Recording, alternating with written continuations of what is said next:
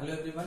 Class 12 की math में हम डिटर्मिनेंट पढ़ रहे थे और डिटर्मिनेंट के एक्सरसाइज 4.4 तक हमने सॉल्व कर लिया था।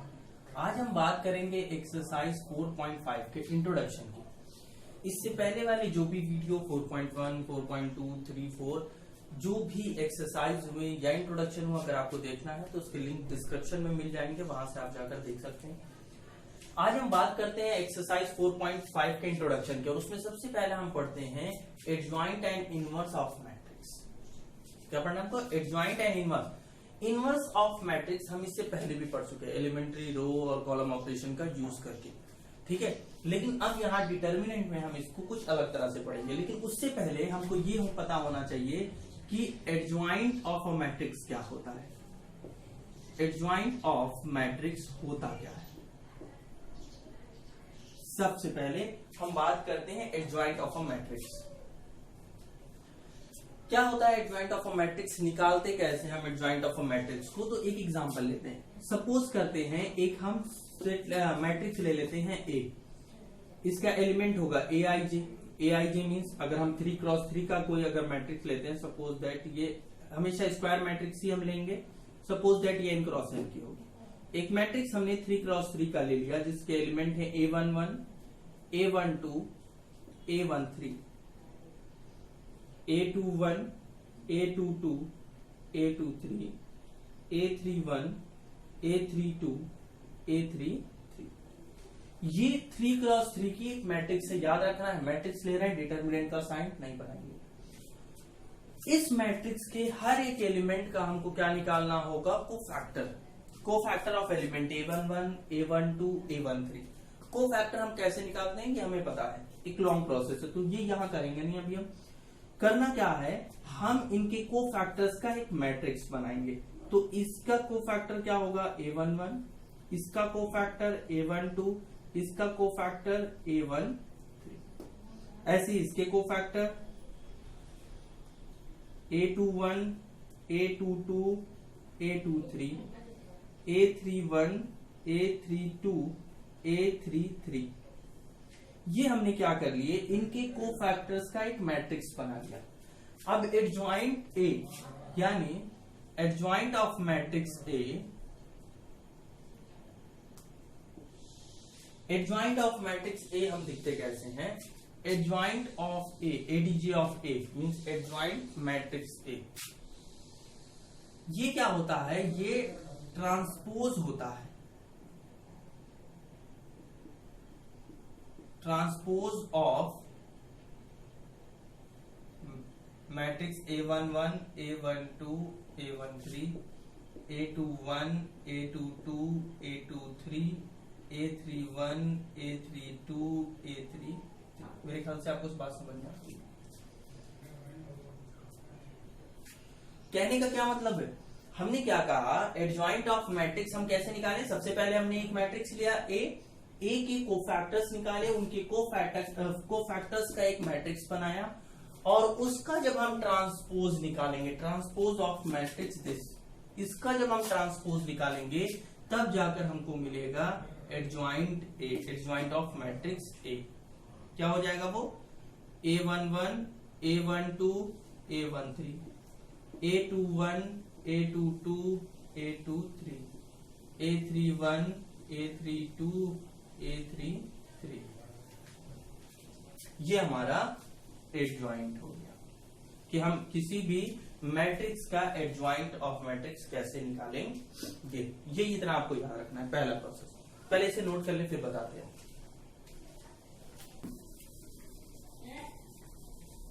एक एग्जांपल यहां से देखते हैं इसी।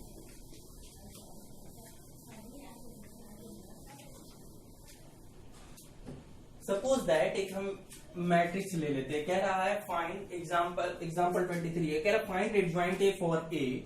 ए की वैल्यू दिया हुआ है 2, 3, 1, 4। देखिएगा हमको करना क्या है, यहाँ पे हमको एडजॉइंट ए फाइंड करना है। ए डी जे एडजॉइंट ए कैसे फाइंड आउट करेंगे? अभी अभी हमने कहा ना, सबसे पहले हमको इनके क्या पता होने चाहिए? कोफैक्टर्स फाइंड आउट करने हैं। कोफैक्टर इट मींस A11 क्या होगा? इस वाले का कोफैक्टर, तो इसको और इसको कैंसिल, इस रो और इस कॉलम को कैंसिल करेंगे, क्या होगा हमारे पास 4 होगा कि नहीं होगा, होगा। ठीक है, ये पॉजिटिव होगा साइन या नेगेटिव, इन दोनों को ऐड करके हमने पता कर लिया। ठीक है, फिर यहाँ -1 पर पावर आई जे m11, यही उसका फॉर्मूला होगा। A12 फाइंड आउट कर लेते हैं। देखिए ऑड नंबर आ रहा ना इन दोनों को ऐड करने पे, तो जो आएगा वो कैसा होगा, नेगेटिव आएगा। ये पहले क्लियर हो जाना है। तो और अब इसको क्लियर करते तो क्या आ गया, 1 -1 आया ना, देख लीजिए। फिर उसके बाद क्या करेंगे, A21 कैसे फाइंड आउट होगा, ये है और ये है, 21 ये भी 3 होगा, तो वहां हो जाएगा -3। फिर यहाँ पे A22, ये वैल्यू क्या हो गई, A22 की इसको और इसको कैंसिल करेंगे, 2 2 4 होगा, इवन नंबर है तो पॉजिटिव ही वैल्यू देगा वो, इसे और इसे कट करेंगे, आंसर क्या आ गया 2। ये हमारा, ये इसके क्या आ गए, सारे एलिमेंट्स के कोफैक्टर, तो इनकी एक मैट्रिक्स होगी। और हमने क्या पढ़ा है कि एडजॉइंट ए होगा जो, वो इन सब का ट्रांसपोज होता है। तो पहले ये तो देखें कि ये जो मैट्रिक्स बन रही है वो क्या होगी, भाई हमने अभी अभी पढ़ा ना, एडजॉइंट ए वो कैसे होगा, A11 A12 A21 A22, यही तो होगा। क्यों, क्योंकि अगर इसका मैट्रिक्स बनाते हैं तो यही तो होता, A11 A12 A21 A22, ये होता। इसका ट्रांसपोज करेंगे, रो को कॉलम और कॉलम को रो कर दिया। देखिए पहले रो को पहला कॉलम, सेकंड रो को सेकंड कॉलम बना दिया। इनके सारे एलिमेंट्स को ऐसे ही नोट कर लेते हैं। क्या हो गया, 4 -1 -3 और 2, ये एडजॉइंट ए निकल गया। देखिए अगर 3x3 की मैट्रिक्स है, 3x3 की मैट्रिक्स में एडजॉइंट ए निकालना है, एडजॉइंट ऑफ मैट्रिक्स ए, तो वहां पे एक थोड़ा लॉन्ग प्रोसेस होगा और वो आपको करना भी होगा। लेकिन इसको हम अगर 2x2 है तो इसका निकालना भी बहुत आसान है। कैसे, अगर आप यहां से और यहां में चेंजिंग देखिए, इसमें और इसमें, ठीक है, तो यहां पे क्या हुआ, यहां हमने सिर्फ इंटरचेंज किया है। देखिए इंटरचेंज किया है, 4 यहां हो गया 2 यहां हो गया, देखिए 4 यहां 2 और यहां, और इसमें हमने क्या किया है, साइन को चेंज कर दिया है, साइन चेंज। इसमें क्या हुआ, इस वाले डायगोनल के एलिमेंट्स को हमने चेंज किया। देखिए ये याद रख लीजिएगा, देखिए 4 यहां और 2 यहां, और इस वाले डायगोनल्स के एलिमेंट्स को 1 और 3 को चेंज नहीं किया, बस इनके साइन चेंज कर दिए, हो गया, निकल गया एडजॉइंट ऑफ ए। ठीक है, सो इस तरह से भी हम फाइंड आउट कर सकते हैं। लेकिन 3x3 का है तो वहां प्रोसेस है, लंबा होगा, लेकिन फिर भी आपको वहां पे क्या करना होगा, उसको सॉल्व करना होगा। ठीक है, सो ये हो गया एक एग्जांपल समझाते हैं। एक थ्योरम देखते हैं, इसी से रिलेटेड है यहां पर, थ्योरम 1, वो क्या कह रहा है,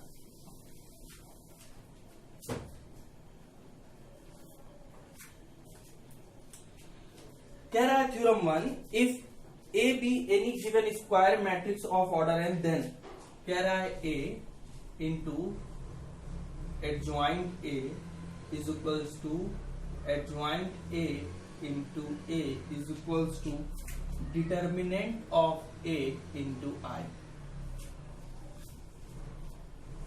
where I is identity matrix। ये हमको प्रूव करना है। आइए देखते हैं कि क्या ये है, वाकई ये सही हो सकता है कि नहीं। एक प्रूव करके देखते, दूसरे से हो जाएगा। A इंटू एडजॉइंट A, और वो कह रहा है कि A क्या है, n क्रॉस n का कोई भी मैट्रिक्स ले सकते हैं। अच्छा चलिए मान लेते हैं A क्या है, A11 A12 A13 A21 A22 A23 A31 A32 A33, ये हमने ले लिया। हमको क्या शो करना है, A into adjoint of A। Adjoint A क्या है, एडजॉइंट ए मीन इसका क्या निकालना है हमको, ए डीजे ऑफ ए, वो क्या होगा, इनके कोफैक्टर्स का ट्रांसपोज, इनके कोफैक्टर जो इन मैट्रिक्स के कोफैक्टर आएंगे उनका ट्रांसपोज। तो यहाँ पे A11 भाई जो रो होगा उसको कॉलम बनाएंगे ना, क्योंकि यहाँ पे तो ट्रांसपोज उसका लिखना है। यहाँ हो जाएगा A12 A13 A21 A22 A23 A31 A32 A33। कोई प्रॉब्लम हो एक बार फिर से, हमको लिखने में कोई जरूरत नहीं है, इस बात से हमको कोई वो नहीं है, लिख देते हैं कि आपको समझ में आ जाए। अच्छा, इस वाले का क्या होगा, A11 A12 A13, ऐसे नहीं लिखते इन सब के एलिमेंट्स के transpose, A21 A22 A23 A31 A32 A33। लेकिन हमको जब एडजॉइंट निकालना होता है इसका ट्रांसपोज लिखना होता है, क्योंकि इसकी पहला कॉलम, ये सेकंड कॉलम और ये हमने थर्ड कॉलम बना दिया। हमको जो प्रूफ करना है हम वहां पर आते हैं। हमको दिखाना है कि ये डिटर्मिनेंट a इंटू आई के इक्वल होगा, इसकी वैल्यू मल्टीप्लाई करा कर देखते हैं। क्या करते हैं हम यहां से, हमको निकालना है a इंटू एडजॉइंट a। तो हमारा a क्या है, A11 A12 A13 A21 A22 A23 A31 A32 A33। ये हमने A निकाला। Adjoint of A into A11 A12 A13 A21 A22 A23 A31 A32 A33। देखिए, हमने इससे पहले वाले एक्सरसाइज में ये सारी चीजें पढ़ी हैं कि अगर कोई भी सेम एलिमेंट का उसके कोफैक्टर्स के साथ मल्टीप्लाई करके हम ऐड करते हैं तो उस डिटर्मिनेंट की वैल्यू के वो क्या होता है, इक्वल होता है। जैसे A11 A11 मल्टीप्लाई करें ना, देखिए सेकेंड कॉलम से करेंगे, A12 का A12 से A13 का A13 से, तो जो इसकी वैल्यू होगी वो डिटर्मिनेंट A के इक्वल होगी। हमने ये पढ़ा था कि इस डिटर्मिनेंट की वैल्यू मिलती है कब, जब उसके किसी एक रो के या कॉलम के एलिमेंट को उन्हीं के कोफैक्टर के साथ मल्टीप्लाई करके हम ऐड कर देते हैं। वही तो होगा यहाँ पे, देखिए इसका इससे मल्टीप्लाई ऐड, इसका इससे मल्टीप्लाई ऐड, इसका यहीं पे। लेकिन अगर वो किसी दूसरे वाले, देखिए ये एलिमेंट किसी दूसरे एलिमेंट के कोफैक्टर से मल्टीप्लाई करेगा और फिर हम ऐड करेंगे तो उसकी वैल्यू क्या हो जाएगी, 0। ये भी सेम होगा, यहाँ पे वैल्यू क्या हो जाएगी, 0। यहाँ पे देखिए A21 A11, यहाँ पे भी वैल्यू, इसकी वैल्यू ऐड करेंगे तो इसकी भी वैल्यू 0। लेकिन A21 A22 A23 इस एलिमेंट को इसी के कोफैक्टर के साथ मल्टीप्लाई करके ऐड कर रहे हैं तो इसकी भी वैल्यू क्या होगी, उस डिटर्मिनेंट के इक्वल होगी। फिर यहाँ पे देखिए इसका थर्ड वाले कॉलम से करेंगे, यहाँ 2 1 है, यहाँ 3 1 है, इसकी भी वैल्यू क्या हो जाएगी, 0। फिर थर्ड वाले रो को अब इस कॉलम से करते हैं, third row first column different है, कोफैक्टर्स है, इसकी वैल्यू 0। इसमें भी डिफरेंट है, इसकी भी value 0। A31 A31 A32 A32 A33 A33, इसकी भी वैल्यू डिटर्मिनेंट की क्या होगी, इक्वल। ठीक है, अब यहां से समझने वाली बात क्या है, ये देखिएगा, थोड़ा सा आप यहां से ध्यान देना। अगर हम चाहे तो यहां से डिटर्मिनेंट A को बाहर ले सकते हैं कॉमन। देखिए मैट्रिक्स है इसीलिए सिर्फ एक डिटर्मिनेंट A कॉमन आ रहा है, क्योंकि हम किसी मल्टीप्लाई करेंगे तो हर एक एलिमेंट से ये जाकर मल्टीप्लाई करेगा। लेकिन अगर डिटर्मिनेंट होता तो यहां से वही क्या आता, डिटर्मिनेंट A क्यूब बाहर आता, क्योंकि इस वाले से भी एक, इस वाले से भी एक और इससे भी एक, तीनों रो या तीनों कॉलम से हमको A को कॉमन लेना होता। ठीक है, सो यहाँ पे हो जाएगा 1 0 0, क्योंकि तो बाहर आ गया, 0 1 0 0 0 1। जरा आप खुद देखिए कि ये वैल्यू क्या है। अभी देखिए हम क्या निकाल रहे थे, हम लोग तो निकाल रहे थे A इंटू एडजॉइंट A। ये किसकी इक्वल आई, ये वैल्यू, ये इक्वल आई है डिटर्मिनेंट A, और ये क्या है, आइडेंटिटी मैट्रिक्स तो है I। सिमिलरली हम इस वाले पार्ट को भी इसका ऐसे दिखा सकते हैं। ठीक है ना, एकदम ऐसी जैसे हमने ये किया वैसे हम ये वाला भी पार्ट कर लेंगे। तो हमने प्रूव कर दिया ना कि ये इसके इक्वल होता है, यही हमारा पहला थ्योरम इसमें था। नेक्स्ट देखते हैं, इसको पहले नोट कर लीजिए, नोट कर। अब हम देखते हैं सिंगुलर मैट्रिक्स क्या होता है। सिंगुलर मैट्रिक्स, सपोज दैट कोई मैट्रिक्स A है। ये मैट्रिक्स A सिंगुलर तब होगा जब इसके डिटर्मिनेंट की वैल्यू 0 हो जाए। फॉर एग्जांपल A की वैल्यू हम ले लेते हैं 1 2 4 8। इस डिटर्मिनेंट की अगर हम वैल्यू निकालें तो ये क्या होगा, 8 -8, आंसर क्या हो गया 0। इट मींस ये जो मैट्रिक्स ए है वो कैसा है, सिंगुलर है। फिर बात आती है नॉन सिंगुलर मैट्रिक्स की। नॉन सिंगुलर मैट्रिक्स में क्या होगा, non singular matrix, non singular matrix में अगर ए कोई मैट्रिक्स है, हम उसे नॉन सिंगुलर तब कहेंगे जब उसके डिटर्मिनेंट की वैल्यू 0 ना हो। Suppose that 1 2 3 4। अब इसी का हम देखें तो 4 माइनस इसके डिटर्मिनेंट निकालें अगर हम, डिटर्मिनेंट ऑफ ए, तो वहां पे क्या होगा 4 - 6, इट मींस -2।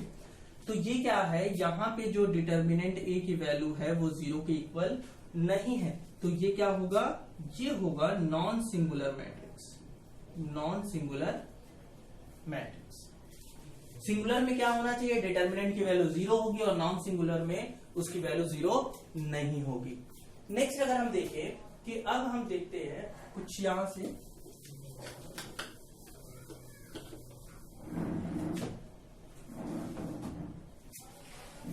साथ ही हम कुछ अगर हम दो मैट्रिक्स लेते हैं ए और बी, और हम पहले ये जानते हैं दोनों की दोनों क्या होने चाहिए, स्क्वायर होने चाहिए, और यहाँ पे अगर वो सेम ऑर्डर के हैं और इनका प्रोडक्ट का जो डिटर्मिनेंट है वो इनके डिफरेंट डिटर्मिनेंट वैल्यू के प्रोडक्ट के क्या होगा, इक्वल होगा। यानी डिटर्मिनेंट ऑफ ए बी को हम लोग determinant of A into determinant of B लिख सकते हैं। दूसरी चीज, अगर हमने ये पहले ही पढ़ा ना, अब आइए देखिए, ये हम पहले से ही जानते हैं कि adjoint A is equals to determinant of A I. Determinant of A I को हम determinant of A 0 0 0 determinant A 0 0 0 determinant A लिख सकते हैं ना, यही तो है ये।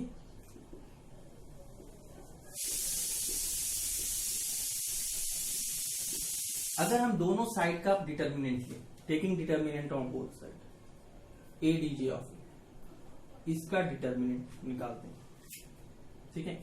सो ये किसके इक्वल होगा, एडजॉइंट ए का अगर हम डिटर्मिनेंट निकालते हैं, adjoint A into A, sorry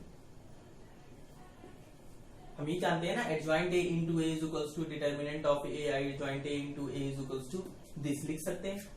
अगर इसका हम डिटर्मिनेंट लिखते हैं, डिटर्मिनेंट ए 0 0, हम देखना चाहते हैं इनमें क्या रिलेशन है, 0 डिटर्मिनेंट ए 0 0 0 और डिटर्मिनेंट, इसे हम लोग इंटू ए भी तो है, हम अभी भी हमने कहा ना कि इनको हम सेपरेट कर सकते हैं फाइल, क्योंकि दोनों ही, ये भी क्या होगी, एक मैट्रिक्स होगी इसी के सेम ऑर्डर की। So adjoint A determinant into determinant A separate कर दिया हमने, इज इक्वल्स टू, यहां से अगर हम लोग डिटर्मिनेंट ए को कॉमन लेते हैं तो डिटर्मिनेंट ए का क्या होगा, क्यू, क्योंकि तीनों रो या तीनों कॉलम में है ना डिटर्मिनेंट ए, और हो जाएगा 1 0 0 0 1 0 0 0 1, ठीक है। एडजॉइंट ए, अभी हमने यहाँ कहा था सेम होंगे, मल्टीपल कर रहे होंगे तो हमने अलग अलग लिख सकते, इस वजह से हमने ऐसे कहा। यहाँ पे इसकी वैल्यू क्या हो गई, आई आई ना, ये देखिए आइडेंटिटी मैट्रिक्स है कि नहीं, यहाँ पे अगर हम देखें तो ये क्या है, एक आइडेंटिटी मैट्रिक्स है। आइडेंटिटी मैट्रिक्स यहाँ पे हो गया A D J of A determinant into determinant A is equals to determinant A का क्यूब, ठीक है। इसको साइन इधर ले जाएंगे तो क्या हो जाएगा, 3 - 1 हो जाएगा। Adjoint A, determinant of adjoint A is equals to what,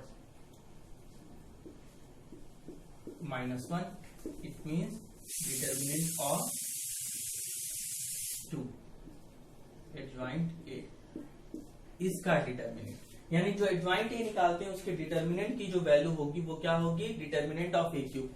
यहां से जो रिजल्ट आया वो क्या आया, क्यों क्या होगा, अगर देखिए आप कि अगर उसका ऑर्डर n होता, अगर मान लीजिए जो मैट्रिक्स हम लेते इसकी ऑर्डर 3 थी, तो इसकी जो पावर हुई वो क्या हुई, 3 - 1। तो जब भी हम एडजॉइंट ए निकालेंगे तो ए का जो ऑर्डर होगा, जो मैट्रिक्स होगी उससे क्या होगी, एक कम होगी, इसका यूज हम कहीं ना कहीं बीच में बहुत होगा, ठीक है।